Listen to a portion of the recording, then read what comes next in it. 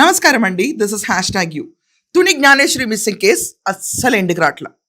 ఇది అన్ఎండింగ్ చాప్టర్లా కొనసాగుతూనే ఉంది. కిడ్నాపర్ లెవెల్ అయినా కూడా ఫోన్ చేసి చెప్పండి, డబ్బులు ఇచ్చేస్తాం పోయి దొరికిన వాళ్ళకి. కిడ్నాపర్ పైన కేసులు కూడా పెట్టడం, జస్ట్ మాకు పాప రికవరీ ఇంపార్టెంట్ అని డిఎస్పీ గారు కూడా ప్రెస్ మీట్ పెట్టారు. అజా పజా లేదు. ₹1,00,000 ప్రైజ్ అనౌన్స్ చేశారు. అజా పజా లేదు. జగన్మోహన్ రెడ్డి నేనే వెతికి తెస్తా అన్న లెవెల్లో ట్వీట్ ఇచ్చాడు. అజా పజా లేదు. 35 రోజులు దాటిపోయింది. ఆశలు సన్నగిలుతున్నాయి. మొన్న కలెక్టర్ గారు వచ్చారు, వెనకమాల కొండలు మొత్తం మళ్ళీ ఎతికిచ్చారు. కిడ్నాపర్లు అక్కడ ఉన్నారేమో, సంచార జాతులు వాళ్ళు తీసుకెళ్లారేమో అని ఆశతోనే ఎతికిచ్చారు. అక్కడ తుని పాప దొరకలేదు. ఇంకా విచిత్రం ఏంటంటే ఈ కేసులో వీళ్ళ తాత ఒక కియా కార్ మీద, అంటే ఈ కుటుంబ సభ్యులందరూ కియా కార్ మీద డౌట్ ఎక్స్ప్రెస్ చేశారు. ఒక white colour Kia car CH అగ్రహారంలో తెగ తిరిగింది ఏ రోజు అయితే పాప మిస్ అయిందో అని. దానికి చెన్నకేశవ్ గారు సిఐ గారు ఏమన్నారంటే అది పెళ్లికి వచ్చిన కారు. ఈ స్టోరీ అందరికీ తెలిసిందే.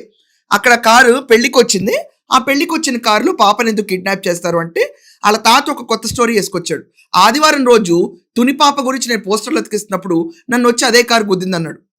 ఏంటి ఇక్కడ ఒక కియో కారు సీసీటీవీలో పడ్డది. అదే కారు నిన్న మళ్ళీ నా మీద అటాక్ చేయడం జరిగింది. అది అటాక్ చేసి గుద్దేసి వెళ్ళిపోయాడు, కానీ ఆగలేదు ఆయన. ఇప్పుడు కారు మీద మాకు డౌట్ గా ఉంది. దాని తర్వాత మరుసటి రోజు మళ్ళీ ప్లేట్ మార్చి ఆ కారు నన్ను నేను గుద్దలేదు, నేను పొరపాటు పడ్డాను అని మళ్ళీ ప్లేట్ మార్చేశాడు. ఒకటనుకోని నేను కంగారులో అలా చెప్పేశాను. ఇంతేనంటే జరిగిందా, నన్ను అయితే అటాక్ చేయలేదు, నార్మల్ గా యాక్సిడెంట్ అయింది. మళ్ళీ అదే తర్వాత బయటకు వచ్చి ఇప్పుడు ఏమంటున్నాడు, లేదు ఆ కారులోని తుని పాప ఉంది అంటున్నాడు.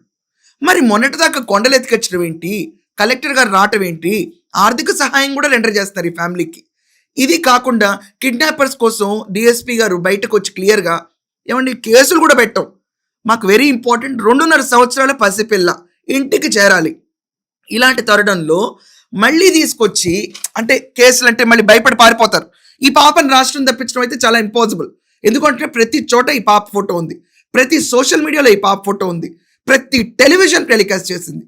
సో ఈ పాపను తీసుకెళ్ళి అమ్మాలన్నా చాలా కష్టం, చాలా కష్టం.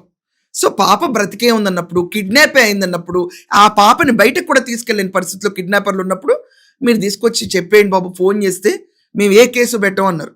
ఇప్పుడు వాడు భయపడిపోయి ఇన్ని రోజులు తర్వాత మనం ఇస్తే ఏవైనా కేసు పెడతారేమో అన్న భయం కూడా ఇప్పుడు అలాంటిదేమో అవసరం లేదు. అవన్నీ జరుగుతున్నప్పుడు వీళ్ళ తాత రోజుకొక స్వరం మారుస్తాడు. కోటేశ్వరరావు తాత అవుతాడు ఏమవుతాడో కూడా నాకు సరిగ్గా తెలియదండి ఫ్రాంక్లీ. తాత అని కొంతమంది అంటారు, లేదా దూరపు చుట్టం అని కొంతమంది అంటారు. సో జ్ఞానేశ్వర విషయంలో మళ్ళీ ప్లేట్ మార్చి లేదా కియా కార్లోనే పాప ఉంది అన్నను కావాల్సి గుద్దారు. ఎన్నిసార్లు రీప్లే చేస్తారండి ఇదే విషయం. పోలీసులు ఏమో ఆ కారులో ఏం లేదంటారు, పోలీసులు కూడా ఆ కార్ని పట్టుకోరు. అదేంటో వదిలేస్తారు ఆ కియా కార్ని. పోనీ ఆ కియా కార్ నెంబరు సీసీటీవీ ఫుటేజ్లో పడద్దు కదా.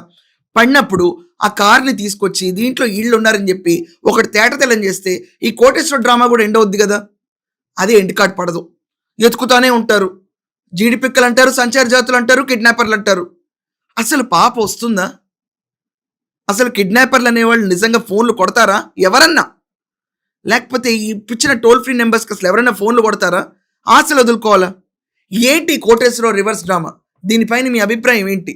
కొంచెం ఖచ్చితంగా రాయండి. That's all for now. Thank you.